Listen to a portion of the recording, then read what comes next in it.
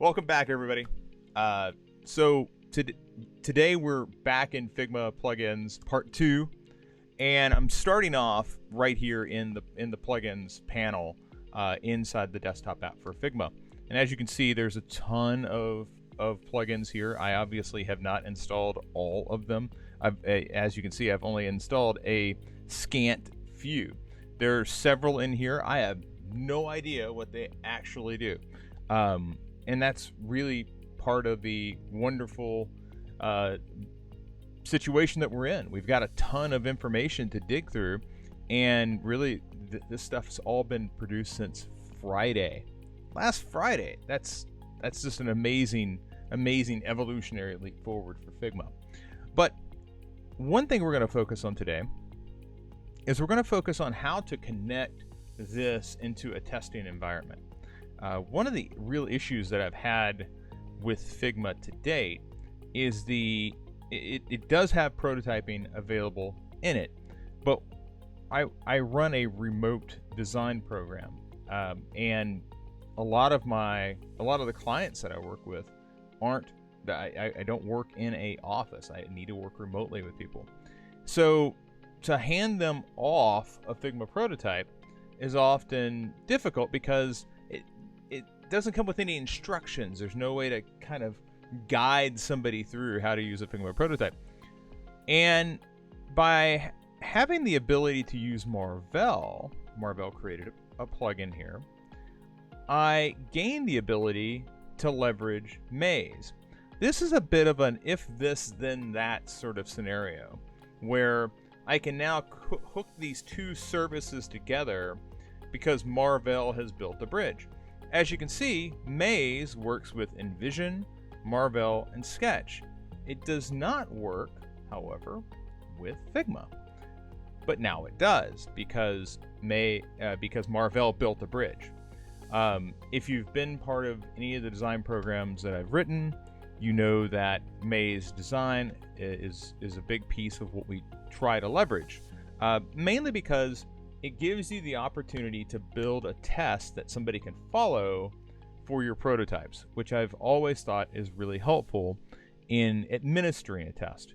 It's one thing if you can be physically on site with somebody who's going through the test and giving them the prompts. It's quite another if you can observe and just let them take the test. Well, Maze allows you to do that, but only if you're in InVision, Marvell, or Sketch. This plugin solves that issue. So to get started today, I'm going to go to this thing called Plugins Test, and you may recognize it from yesterday. We have locations, then we have areas, a specific area on the map. Then we have a split bill panel, which is just the student panel that we saw in the last session, and then we have an Apple Pay screen. I just pulled these screens in largely, so there's really been no manipulation done here. This is just so that we can see how this works. To get this up and running, I'm going to go ahead and control click and go over to plugins, and I'll come down to Marvel prototyping. And as you can see, Marvel brings in a panel, and it says I'm already signed in. So to really get this going, you need to sign into a Marvell account, which means that you need a Marvell account. You can get one of those right here at Marvell. I believe it's marvell.com.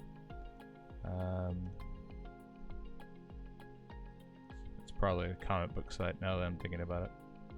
Yes, it is. It's the comic book site. Okay, Marvell. How do we get to you?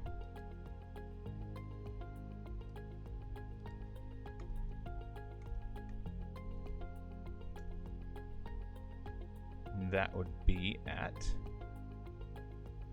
Marvel app. See, Marvel app. Everything's an app. So here we are, Marvel app, and you can sign up with your email. You can sign up with Google. I believe that I'm in here with Google. Go ahead and get my new pragmatic in here.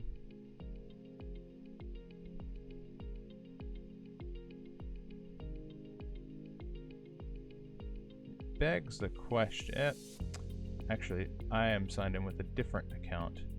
Let's see which one that is. I'm over here in Firefox, where my Marvel is, and yes, I'm signed in with my DesignHog account. Sorry about that, a little confusion. And you might be wondering why I have both Chrome and Firefox going. It's because I think Firefox has superior testing tools, so I open up all my links inside of Firefox, so that's why I have the two browsers always going. So anyway, Marvel, this is the basic dashboard, and I deleted away my projects earlier so we could just get started with a clean slate. So I'm going to create a project, and this will be for the iPhone X because that's the general dimensions of the Figma prototype that we have. I'm going to just type in Figma example to get this up and running, and I'm going to create that project. So it's asking new design or add images. We don't need to worry about any of that. We just need to come back over to Figma, and here in Figma, I'll close this out because we had nothing to select previously, and I'll reopen Marvel prototyping. And right away, because I've authenticated between the accounts, right away Fig example comes up. Now I can export this at any particular size that I want to. 1x is fine because these are built for the iPhone X already, so it's not like I need to scale up.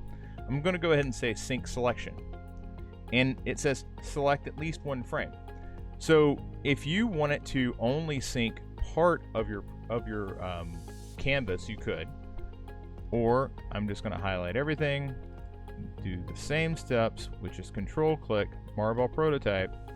It's going to pull up the only project I've got in there, and I'm going to say sync selection. So now it is syncing the screens.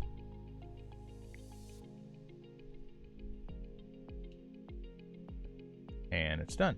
So now to see if that actually worked, what I'm going to do is I'm going to come over, and you can see right there in Marvel, now we have our prototype.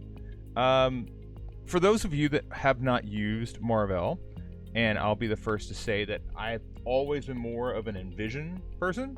It just did everything that I needed to do. This is really one of the first times that I've had a reason to use Marvel. Previously, they did exactly the same thing, but now Marvel works with Figma. So I'm going to come in and I'm going to make a prototype out of this just really quickly because I need to wire these things together. So it could not be a simpler task. So I'm going to click over. I'm going to highlight this little food spot. And then I'm going to say, okay, that goes to this screen right here. And I'm going to hit, and I can select the transition. So for this, when I click it, I'm going to push right or push left because that's going to focus on the specific place. And then I'm going to close this, and I'll go to the next screen. And now here, I don't have a logical target because that screen's just kind of made up that's off to the side that we're testing with.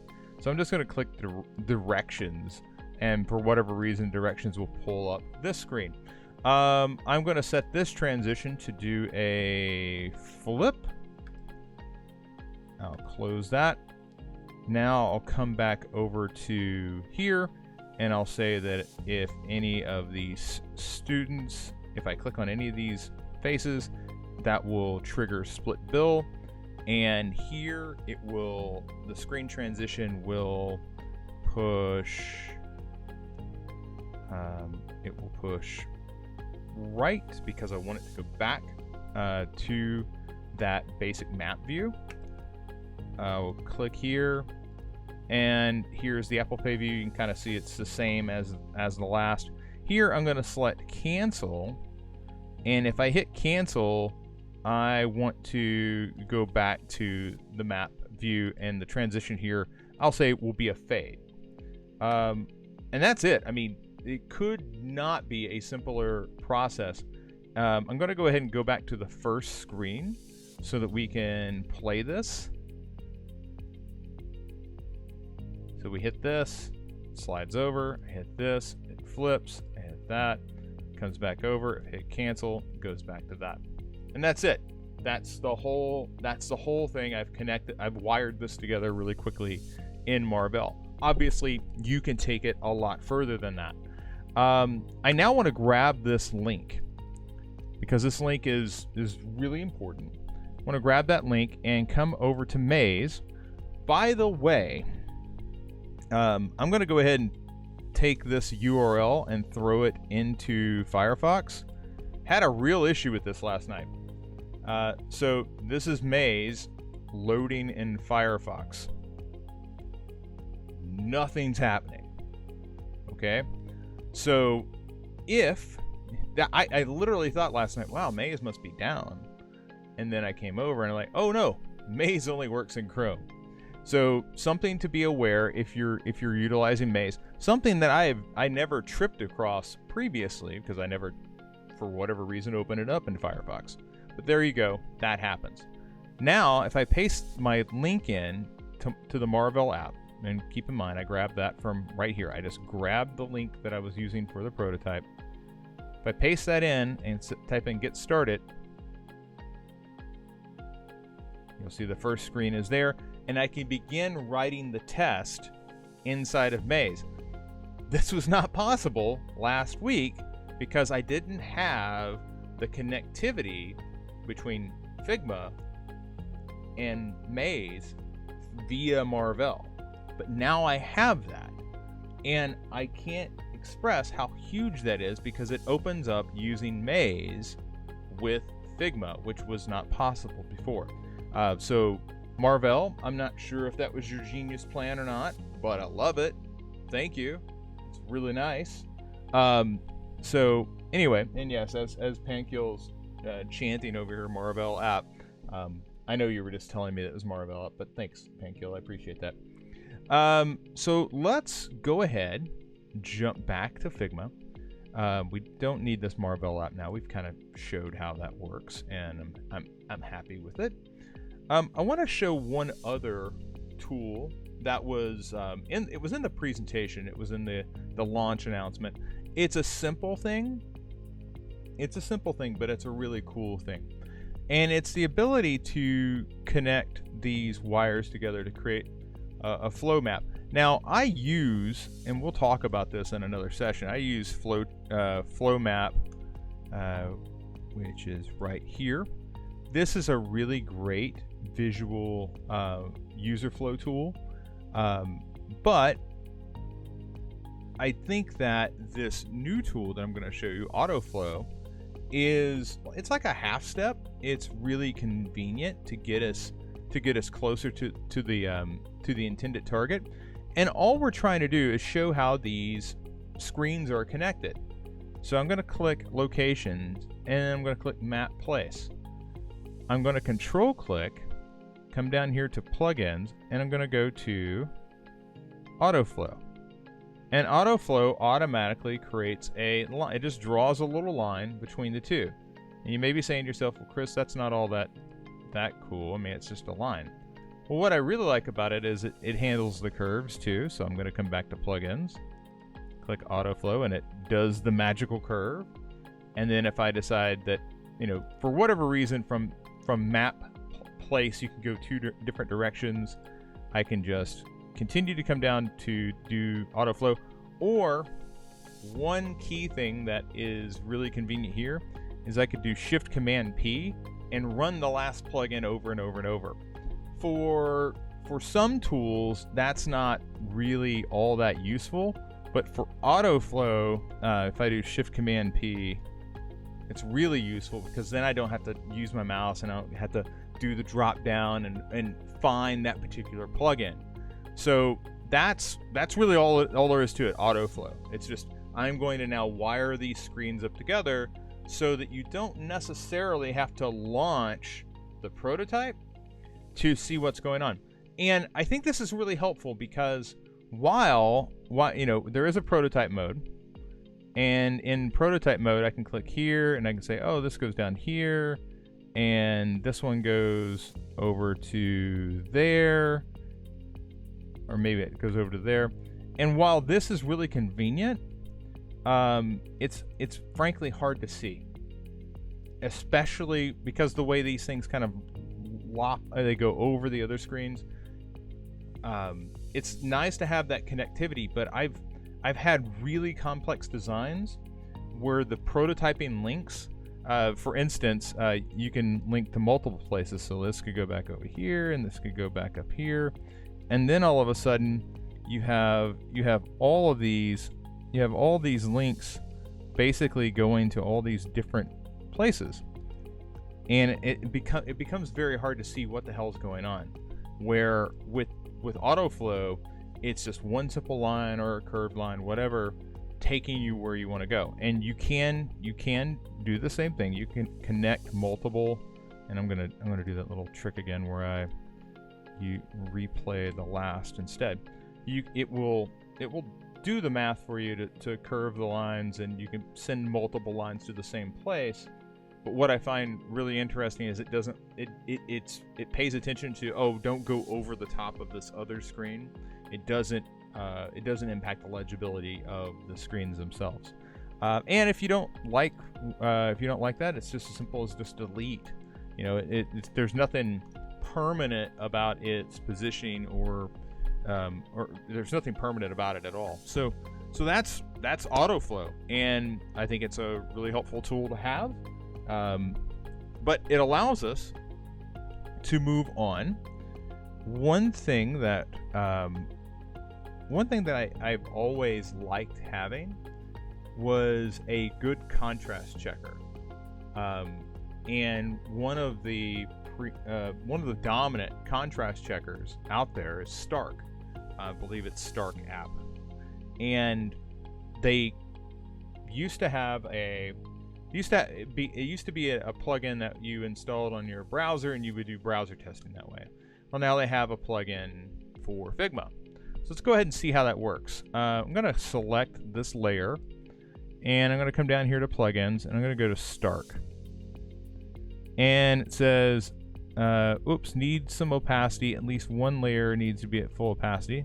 So that's okay. I'm going to go ahead and select that. I just drilled down to the name.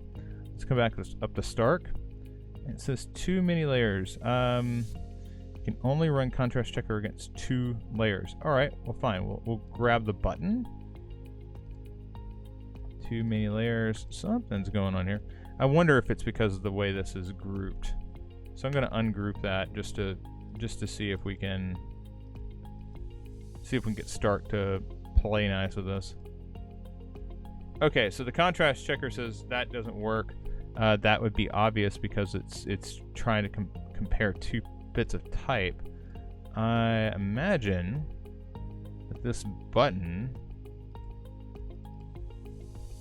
Let's try to run Stark on this button. Too many layers. Oh, how many layers could that possibly be? Oh, it's 2 layers. Okay, so now let's run. I just ungrouped it, so let's run Stark against that. All right, so it's saying that it seems odd that would not. It seems odd that would fail the contrast checker. Is it the size? Can't be the size. Let's do this here.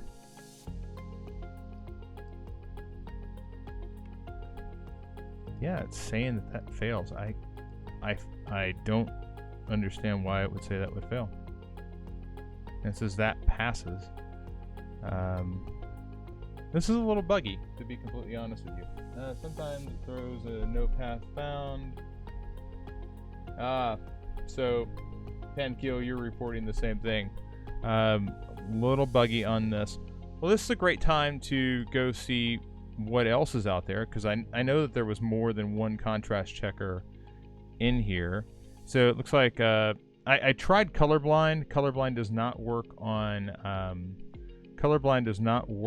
on images. So I'm staying away from Colorblind right now. it says the update is coming.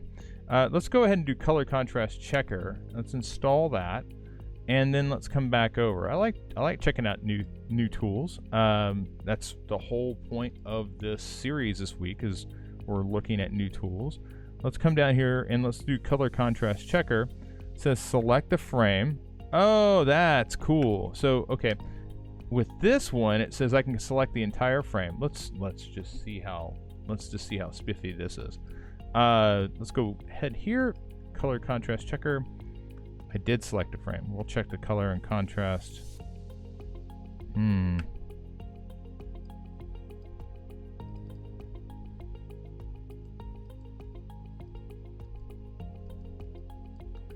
And that appears to have locked Figma up, which is unfortunate.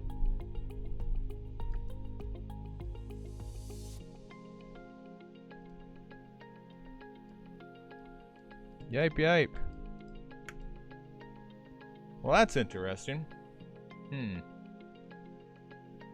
Me no likey that at all. So maybe we'll come back to the... Let's go back over here to recents. We'll hop into plugins test. We'll try color contrast checker one more time. And I will also come down. One great thing about this is typically there's some instructions here, so you get an idea. They've got these, this is what we're supposed to be experiencing. So let's go ahead and okay, so it doesn't support gradients, which is fine. So I'm going to just go ahead and focus on the button and see if we can get that to work for us. The thing that was giving hell to... It said to grab... Okay, select a frame. I'll select a frame. Alright, I have selected a frame. Check. So it may be that there's too much information here for it to check, and that's what's locking it up. That would be very interesting if that... so maybe the boundary here is you need to run... You can run color contrast checker against a small frame, but if there's a lot of layers here, which as you can see there's quite a bit over here, I'm going to go ahead and close that one down again. I like hitting these boundaries though, because I think that if I'm running into them, you're likely going to run into them. Alright, so what we're going to do now is I'm going to create a simple frame, and I'm going to pull over this shape. But first I'm going to draw a little simple frame. Okay, there's my frame. I'm going to grab this, I'm going to pull that in. Now, as you can see, it's got a nice little shadow on it, which may throw it off because it said it cannot handle gradients. I'm going to say check. It says amazing. All text meets the color contrast checker, which is fine, but I don't think that that's a color. There's no text here. I'm going to delete that away. I'm going to change this fill. I'm going to make it something that I think is hard. That would probably fail most color contrast checkers. So let's try to get it to fail. Color contrast, check. It says it's amazing. That's not amazing. While we're here, let's check Stark.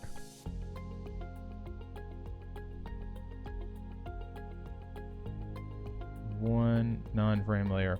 Okay, so it wants me to do this. Now I'll come over to Stark.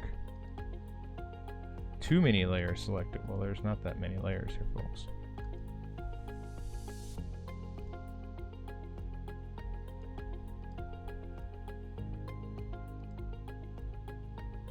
No fills. You can only check against colors, not gradients or bitmaps.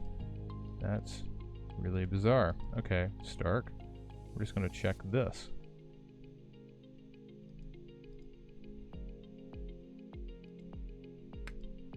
I'm not crazy about what I'm finding here with the accessibility checkers, to be completely honest with you.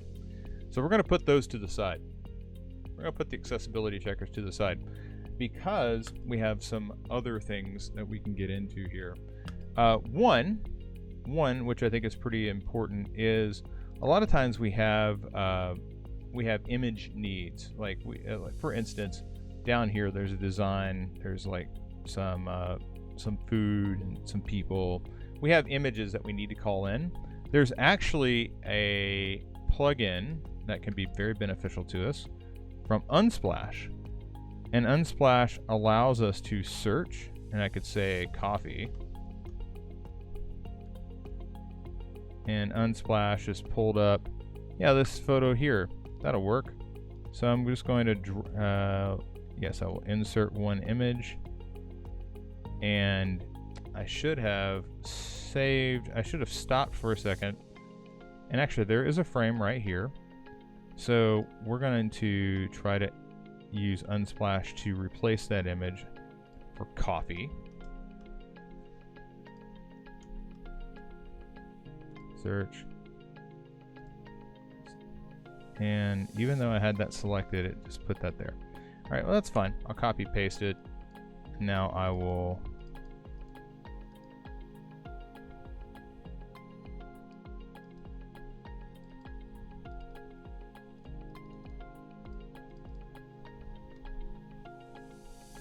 just pasted it into the frame. Let's see here.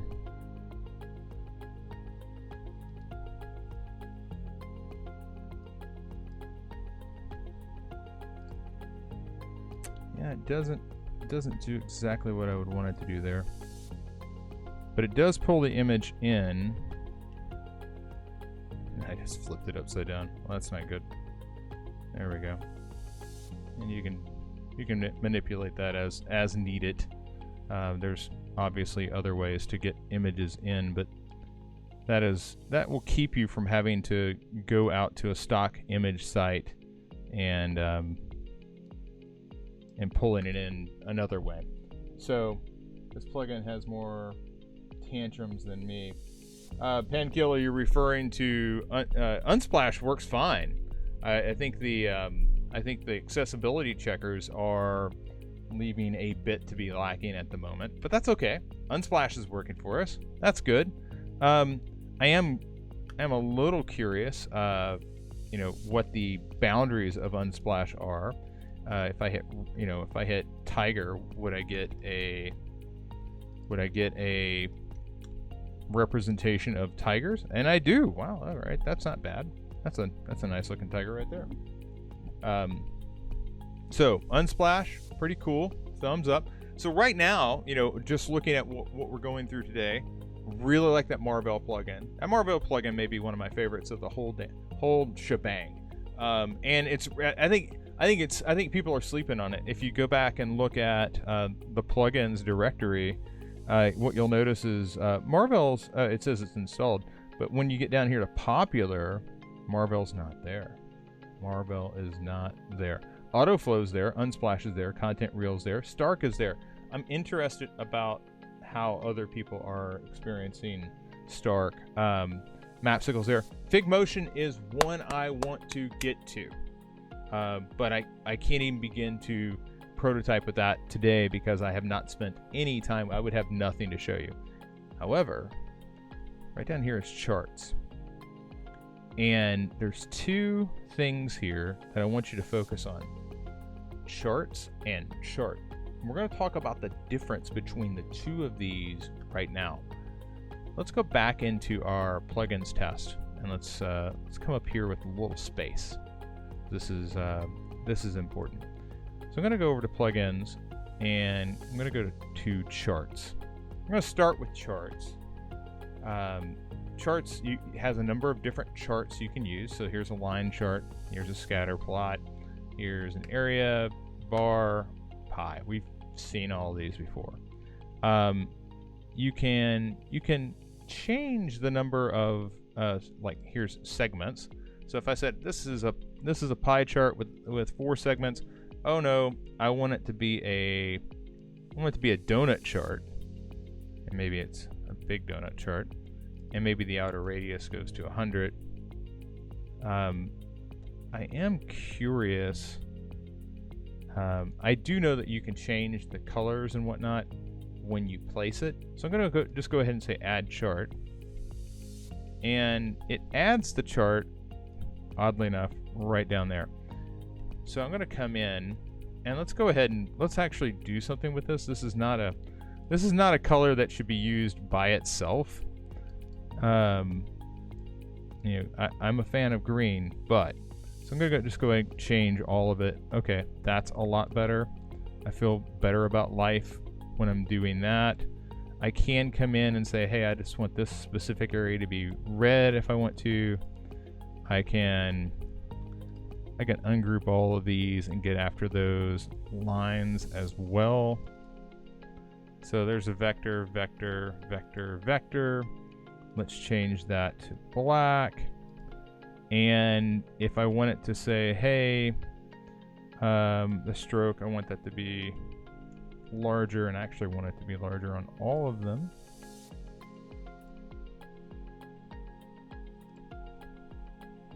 You know, I could do something like that if I wanted to. I could get rid of the stroke altogether, although that makes it hard to see everything else unless you were pulling away data from these other sides.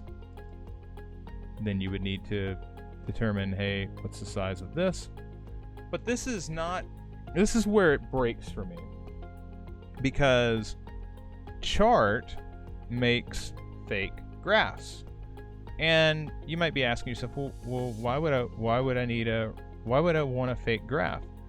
And I can think of some reasons why you would want a fake graph. It took me a second to sort it out. So let's do an area bar, and let's say that the data range is going to start at 400 and it's going to end at 800. And this is just so we can, I'm going to hide the grid, hide the dots. That's really hard to read, so I'm going to do scatter instead. Maybe I'll do line. Okay, there's line. I'm going to do 3. I'm going to hide the grid, and then I'll add the chart.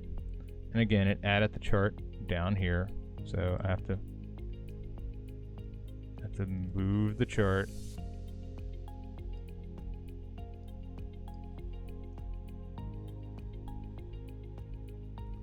And it's really weird how and why it places it right there is beyond me. But I get these fake charts, and this is helpful if for whatever reason, if I was sitting here and I'm just going to create a new frame here and we'll make this a desktop. If for whatever reason I need it to create a fake chart and have it on a display, and I was going to say, okay, chart goes here, then that would be fine. It's a fake chart. I just need something to display data. I don't necessarily. I need people when they're looking at this prototype to go, oh yes, data goes here, and that's fine. Unless you're intending to publish this information.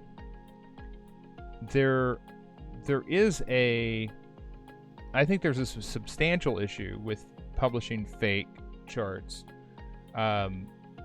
Even in prototypes, because I think it gives people a false sense of what the real chart would look like, what our real data is. As you can see, this looks like a fairly successful chart, right? I don't know how to read this, but not near the bottom seems good. That could give off the wrong impression. I like real charts. So if you just need like you're building a prototype and you just need it like chart go here, then charts is fine. However, the far more powerful tool to use, I'm going to delete this away. The far more powerful tool that you can put to use for yourself is chart. Now chart says select the layer that you want to create a chart in.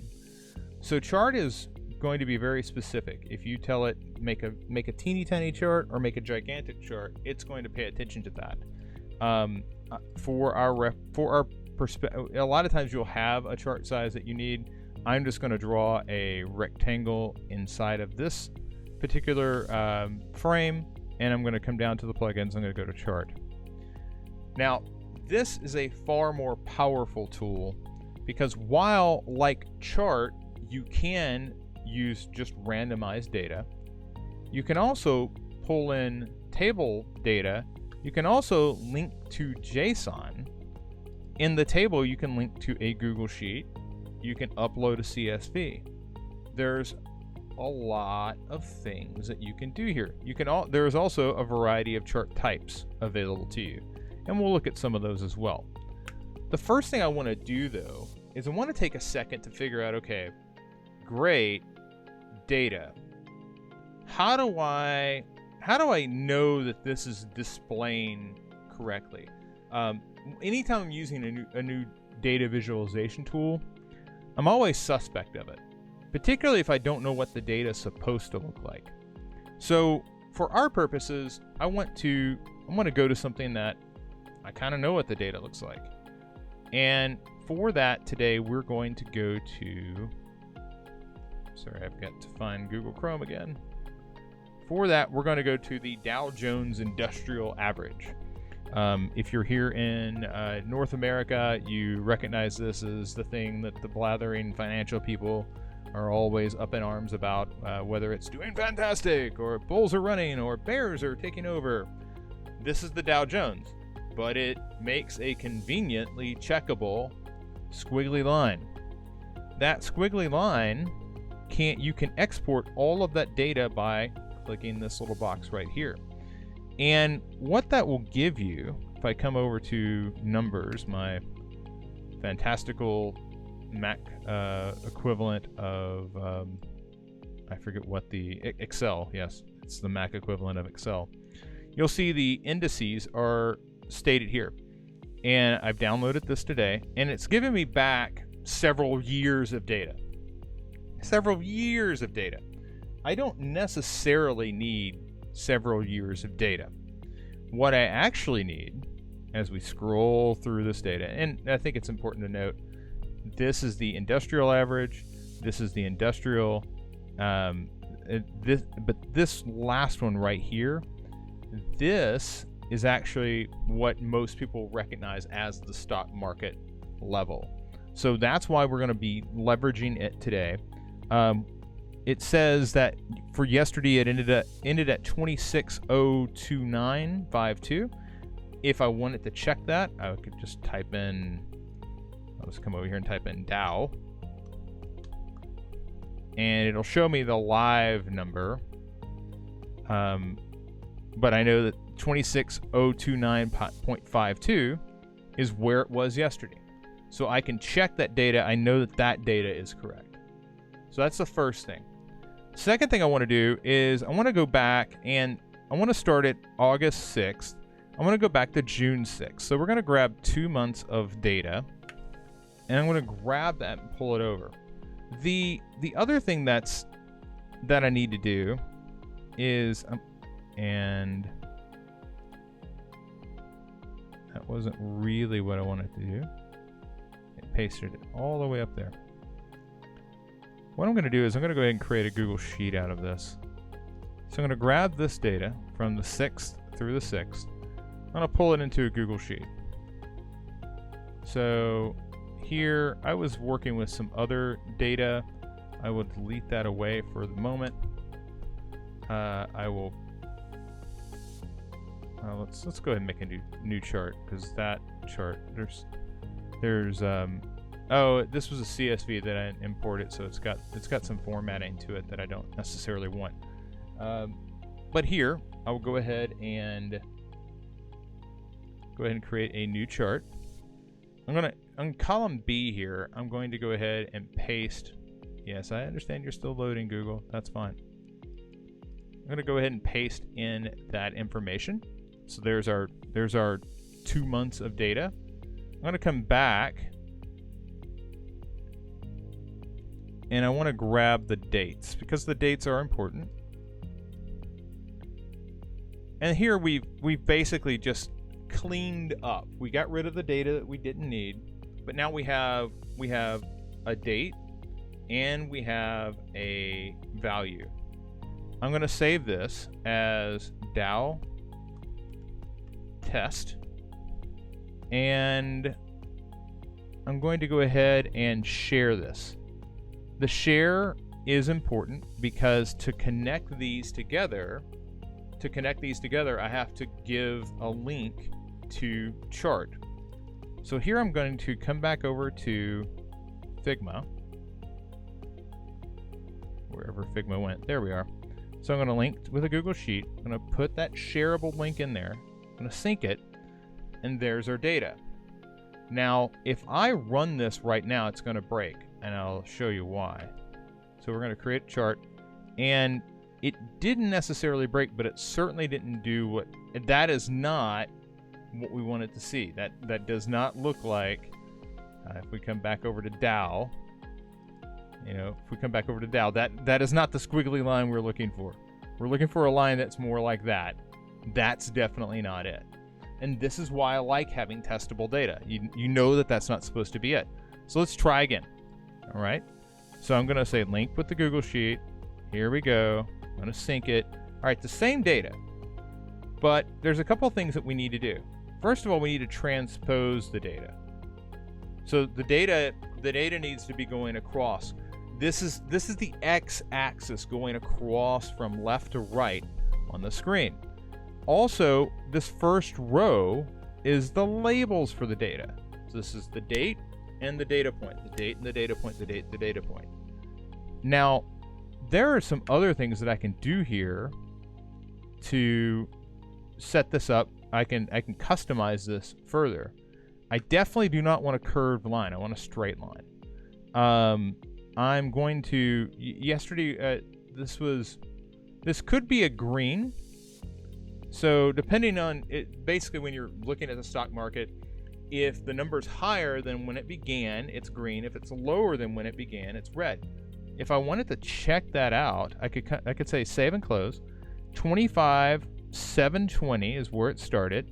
If we come all the way over, we'll see that it is 26,029. So that means that it's up. So that's green. So we've got that, and now I'm going to say create chart. I also want to come back in. I want to do one more thing on settings. Right now it says without labels and without grid. I want horizontal lines, and I want X and Y labels. I'll save and close, and we'll create the chart. And now you get an idea of what the last 2 months have been like on the stock market. Really topsy-turvy. And this is reflective of what the actual chart looks like. Yes, it is slightly up from where it started. The other thing I like is it didn't start at 0. This is one of the big problems with chart data often, is that when we start at 0, if this started at 0, this would basically just be a flat line, because it's so hard to show a couple of hundred or even 1,000 points movement over the, when the total sample is 27,000. So, but by focusing in on just the data that you have, and also letting people know where that data point begins at, what's this chart being measured against, you have the ability to create this representation. The other thing I'll note is, like, if we come in here and we say, hey, this really, I'm going to get rid of this background. If we come in and say, this really isn't the style that I was wanting, one of the things that you can do is you can come in here and create text styles. And if I wanted to create a text style here, I could call this date bold, or I could just call this x-axis. And whatever I want it to do for x-axis, I could do right here. If I want this to be, if I want to say x-axis is always going to be, it's always going to be slanted. It's always not only slanted, it'll be bold slanted for some reason, and it'll be 12 point. or 12. Size will be 12. So I'm going to come back. That saves it. And now you can see I've got a style for x-axis. I can come through, and really I can just grab. Like, oh, there they are. So I can spot the dates here, and just grab them, and then simply apply the style. So, sorry here.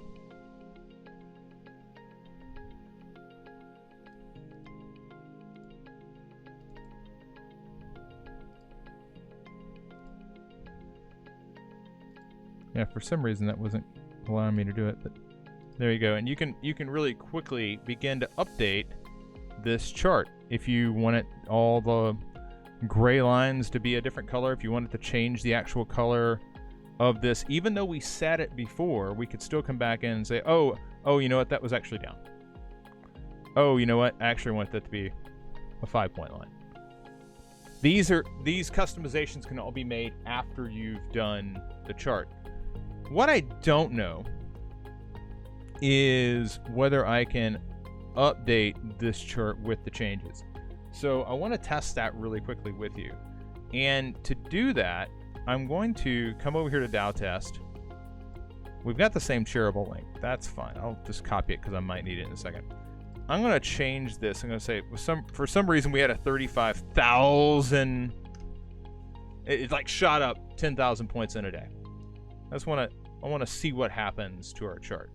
So I'm going to come back over, and there is an ability to update the chart. I'm curious about this because I've made modifications. I want to see if those modifications will hold. I don't honestly know. And as you can see, it just went bonkers. So no, those did not work. But we can always remake it really quickly. We're going to type in this. We're going to link our sheet. Sync is in progress. If you remember, and I think this is also helpful, we need to transpose that data. We need to go in here and set the first row to be labels. I'm going to come into my settings. This is going to be really green now. I need horizontal lines. I need XY labels. I do not want a curved line. I want this time. No, I'm going to say no dots. No dots. It's a lot of data points. I reset the thickness afterward to a different, and there's no dots, so I don't need to worry about the diameter of my dots. And now I'm going to create chart. And you can see what happened. Now this is very interesting. I accidentally selected the entire frame. But you can see that what happens when a 10,000 point spike occurred. I'm going to delete that away because that was not the size that I was anticipating. I was not anticipating making a design that big. I really wanted to do it here, so I'm going to do all that same information again. I'm going to create chart, table. Again, I think the repetition that you get in is helpful. Let's transpose that. Let's make that label. Let's go to settings, green, horizontal, XY labels. Always XY labels. Don't ever produce a chart without the labels. Your reader won't know what the hell they're looking at. Not 35. And save and close. Create chart. Off we go. So it won't. So here's what we learned. If you try to update the chart, it will freak out. It will do the like, oh, I don't know what I'm doing. But you can change that data. I like having that data I like having the data in a Google Sheet and connecting it back over. You can also pull in just a straight CSV. You can also connect it to JSON, some sort of, if there's like some API endpoint you want to hit, you can do that. It's a very, very powerful tool. I mean, we've played around with one set of data. If you were looking for other sets of data that you could play around with, I think that here's the link, pavelkuligin.ru. As you can see, this actually started as a sketch plugin. So this is not something that's fly by night. It didn't just pop up in Figma. It actually is a really well thought out. It's a well thought out plugin. It also has a help center, and it helps you figure out, okay, I want to make a stacked area chart. Okay, well, tell me more about that stacked area chart. And there's a video where he's walking through Sketch doing this, but the basic premise of this is all there. So I'm a big fan. I do want to emphasize, though, that without understanding what you're expecting to happen with the data, you're kind of flying blind when you're using these new charting tools. So be sure you understand the data before you just slap some data in there and go, oh, it made a chart, because the chart itself could come out mangled and you not be aware of it. So that's why I always like to test with like really common things like the Dow Jones. Another one that I was going to show you was Google Trends, but I must have, oh yeah, there it is. So here's Google Trends. I love Google Trends.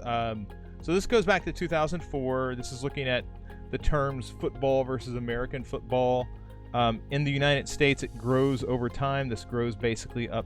This goes up basically every season. But if we switch this to, I'm going to switch it to India. And if I switch it to India, you can see it flips, and you see it. The peaks are much further apart, and that's because it's the World Cup. And I'm going to guess that maybe back in 2006, India's team was in the World Cup. But if I switch this to cricket, I bet this goes nuts. Let's see. Yeah, nobody cares about football. Nobody in India cares about football. It's all cricket. And if I had to bet, these spikes are probably something related with like the tests and whatnot that they have. So anyway, this information also is exportable. You just hit the download button and it spits out a CSV. So you can look at popularity of trends over time. And it gives you the ability to have something that you can compare your work with this work. And if nothing else, that lets you build up your ability to come in, grab some data, put it into a form, and spit out something on the other side with a really cool tool like Chart. So that's the long and short of it of today. We've covered quite a bit of ground, to be honest with you. If we zoom out here and talk about it, let's look at the whole of it. So we've covered Autoflow, covered Marvel, we covered Chart and Charts. We tried to dig around with some of the accessibility tools. They, in comparison with where the other plugins that we used are, the accessibility tools seem like there's more testing that needs to be done. I'm absolutely certain that they will get there, and it may be just it may be user error. All right, it may be user error, but I will circle back on those with you. We looked at Google Trends, and we looked at how to download data, use Google Sheets. Again, 3 sessions in a row, and Google Sheets is playing a big role in how we're connecting data into these projects. With Glide, we were using the Google Sheet to populate the entire mobile application. With Google Sheet Sync, we were creating our own database of information to populate our prototypes. And then today we were using Google Sheets to host the data for our data visualizations. So over and over again, if there's anything that I would emphasize as you're moving forward, is spend some more time with Google Sheets. Spend some more time with spreadsheets. They are only growing and popular. People are grabbing them because they're easy databases. They're easy, simple databases that you can manipulate. They're familiar to people. Also, when you're trying to populate these things, there's ways to populate a spreadsheet that are silly simple. There's also ways to connect to them from things like if this then that, or IFTTT or Zapier, that can populate them for you and basically crowdsource the information in those instances where you're not gathering information that's available through an API. Maybe it's customer satisfaction scores that are generated from a customer filling out a form. Long story short, there's a lot more we could dive into with Figma plugins. I will probably come back and do another session on the accessibility tools. I will wait a little while before I do that. I want to dive into Figmotion, so be on the lookout for a Figmotion session soon. Tomorrow, though, we're going to jump into a whole different realm. We're going to look at typography and variable fonts. So I hope to see you all then. Without further ado, I'm Chris Courtney. Thanks a lot for joining. Bye-bye.